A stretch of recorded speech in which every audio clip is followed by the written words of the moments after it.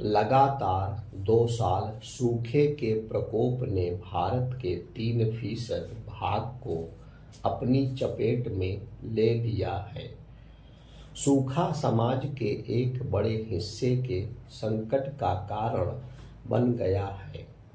Media, राजनीति और यहाँ तक कि न्यायपालिका सब जगह राहत के लिए शोर मचा है। प्रशासन पर अपर्याप्त प्रयास करने, समस्या के प्रति उदासीन रवैया अपनाने और लापरवाही बरतने के लिए आरोप लगाए जा रहे हैं। स्थिति सचमुच गंभीर है। प्रभावित को राहत पहुंचाने और उन्हें समस्या से उबारने के लिए केंद्र, राज्य सरकारों और स्थानीय निकायों द्वारा तत्काल कदम उठाने की जरूरत है। मानसून की अनियमितता कभी सूखे के रूप में तो कभी बाढ़ के रूप में हर साल देश के किसी न किसी भाग को प्रभावित करती ही है। देश के कुछ हिस्सों में लोगों को पीने के पानी के लिए मीलों तक की दूरी तय करनी पड़ती है। तिस पर भी उसकी स्वच्छता संदेह के घेरे में होती है। इस तरह दूषित पानी पीने से कई गंभीर बीमारियां जन्म लेती हैं। दुर्भाग्य यह है कि हम सूखे और बाढ़ की इस बारहमासी समस्या का सीमित इलाज करते आ रहे हैं। कभी हम पीड़ितों को कुछ राशि दे देते हैं तो कभी किसी तरह पीने का पानी पहुंचा देते हैं। इसके चलते सूखे के मूल कारणों की कभी चर्चा नहीं होती और समस्या के स्थायी निदान के लिए दीर्घकालिक निदान भी नहीं खोजे जाते। दुनिया में जितना पानी उपलब्ध है उसका सिर्फ 4% ही भारत के पास है। इतने में ही भारत पर अपनी आबादी, जो दुनिया की आबादी का 18% है, की पानी संबंधी जरूरतों को पूरा करने का भार है। लेकिन यह भी ध्यान रहे कि करोड़ों क्यूसेक पानी हर साल बहकर समुद्र में चला जाता है। ब्रह्मपुत्र और गंगा नदियों से बहकर जाने वाला पानी इसका उदाहरण है। इस समस्या के निदान के लिए नदियों को आपस में जोड़ने पर लंबे समय से बहस चल रही है।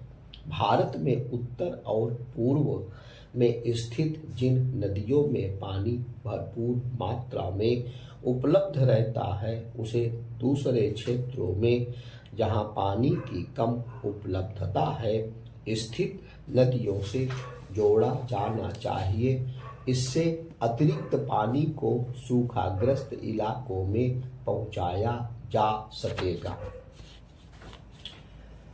नदियों को जोड़ने का विचार सर्वप्रथम 150 वर्ष पूर्व 1919 में मद्रास प्रेसिडेंसी के मुख्य इंजीनियर सर आर्थर कॉटोन ने रखा था। कैप्टन दस्तूर ने इसकी रूपरेखा प्रस्तुत की।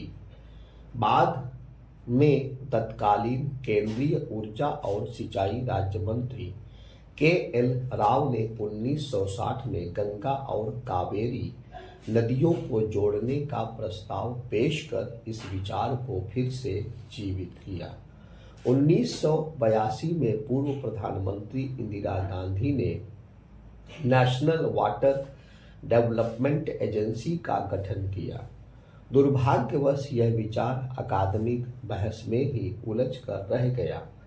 31 अक्टूबर 2002 को सुप्रीम कोर्ट ने एक जनहित याचिका की सुनवाई करते हुए केंद्र सरकार को इस योजना को शीघ्रता से पूरा करने को कहा। सुप्रीम कोर्ट ने इच्छा जताई थी कि सरकार इस योजना की रूपरेखा 2023 तक तैयार कर ले और 2016 तक इसको पूरा कर दे। तत्कालीन प्रधानमंत्री अटल बिहारी वाजपेयी द्वारा 2003 में सुरेश प्रभु की अध्यक्षता में एक टास्क फोर्स का गठन किया गया। इस पर 5,60,000 करोड़ रुपए की लागत का अनुमान लगाया गया था। सेबी के अध्यक्ष के तौर पर मैंने वित्तीय संस्थाओं और कुछ बड़े कारपोरेट समूहों के साथ टास्क फोर्स की बैठक का आयोजन किया था। इस आयोजन को लेकर प्रतिभागियों का उत्साह साफ झलक रहा था।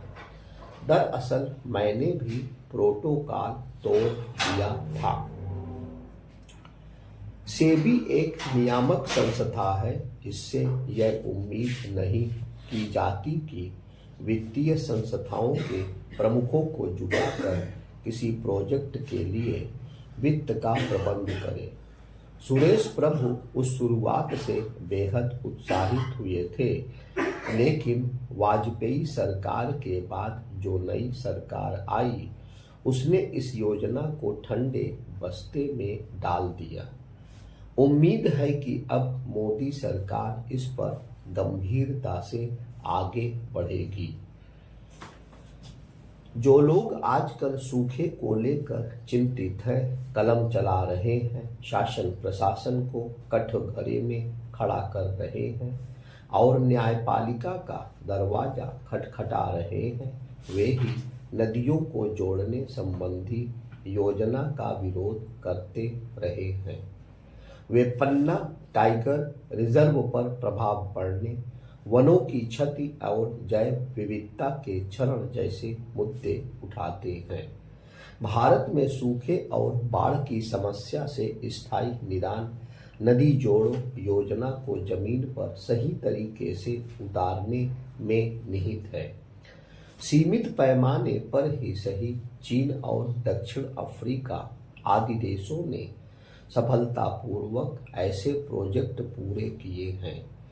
विभिन्न अध्ययनों में नदी जोड़ो योजना के दूसरे कई लाभों को जिक्र किया गया है। मसलन यदि यह योजना साकार होती है तो सिंचित रकबा वर्तमान के मुकाबले 15% बढ़ जाएगा। 35-40 मेगावाट जल ऊर्जा के रूप में सस्ती स्वच्छ ऊर्जा प्राप्त होगी। 15,000 किलोमीटर नहरों का विकास होगा। 10,000 किलोमीटर नौ वाहन का विकास होगा, जिससे परिवहन लागत कम होगी। 3,000 टूरिस्ट स्पॉट बनेंगे। बड़े पैमाने पर वनीकरण होगा। इससे पीने के पानी की समस्या दूर होगी, आर्थिक समृद्धि आएगी और लाखों परिवारों की आर्थिक बदहाली दूर होगी। यदि नहीं, जैसे ही यह योजना आरंभ होगी, आर्थिक विकास को एक नई दिशा मिल जाएगी, क्योंकि ग्रामीण जगत के भूमिहीन कृषि मजदूरों के लिए रोजगार के तमाम अवसर पैदा होंगे। इन दिनों सुप्रीम कोर्ट सूखे पर एक जनहित याचिका की सुनवाई कर रहा है। उसे नदी जोड़ो योजना पर अतीत में दिए गए अपने आदेश को भी इसका हिस्सा बनाना चाहिए। यह आवश्यक है कि इस योजना से जुड़े सभी विवादों को निपटारे के लिए एक केंद्र स्थापित किया जाए और 90 दिनों के अंदर उनका निपटारा किया जाना सुनिश्चित किया जाए, ताकि विरोधी इस योजना की राह में बाधक ना बने। सूखे से राहत के लिए कुछ मध्यकालिक उपाय भी किए जाने चाहिए। जल संचयन के लिए कुएं, तालाबों, जलाशयों आदि का सतत रूप से निर्माण किया जाना चाहिए। मनरेगा के जरिए नहरों से गाद निकालने का काम युद्ध स्तर पर किया जाना चाहिए। इस काम को मानसून के पहले पूरा किया जाए।